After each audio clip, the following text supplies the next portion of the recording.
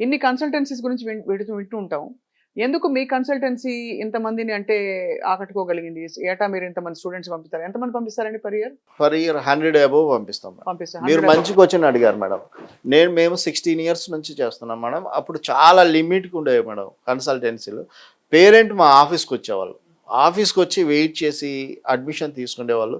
Proper information వచ్చేదండి. ఇప్పుడు కన్సల్టెన్సీలు పుట్టగొడుగుల్లాగా వచ్చాయండి. అవును. ఇప్పుడు ఎట్లా అంటే ఇప్పుడు రష్యా చేసేవాళ్ళు ఉన్నారు. రష్యా చేసేవాడు ఏం చేస్తాడంటే జార్జియా మీద బురద జల్లుతాడు. అబ్బా! జార్జియాలో నీకు 50 లక్షలు అయిద్ది, 60 లక్షలు అయిద్ది.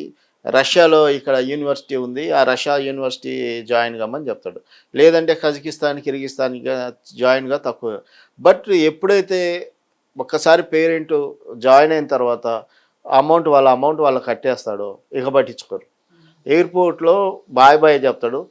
ఆ బాయ్ బాయ్, బాయ్ బాయ్ అండి. అంతేనా? హ్మ్. మరి 5 ఏళ్ళు, 6 ఏళ్ళు కనిపెట్టుకొని ఉంటాం మేము.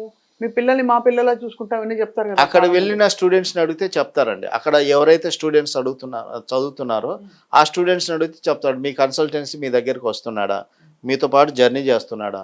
మీతో పాటు ఉంటున్నాడా? లేదా 5 ఇయర్స్, 6 ఇయర్స్ అయిపోయిన స్టూడెంట్స్‌ను, వాళ్ళ పేరెంట్స్‌ను అడిగినా కూడా చెప్తుంటాడు. ఇప్పుడు రైట్. మేమున్నామండి. ఇప్పుడు మేము ఎప్పటినుంచో చేస్తున్నాం. ఫిలిప్పీన్స్‌లో పిల్లలు మేము ఎప్పుడో 6 ఇయర్స్ బ్యాక్ ఇప్పటికి కూడా మా దగ్గరికి పేరెంట్స్ వస్తుంటారు. మాకు ఎన్రోల్‌మెంట్ కాలేదంటారు. వీసా ప్రాబ్లమ్ అంటారు. ఇవన్నీ కూడా చేసి పెడుతుంటామండి.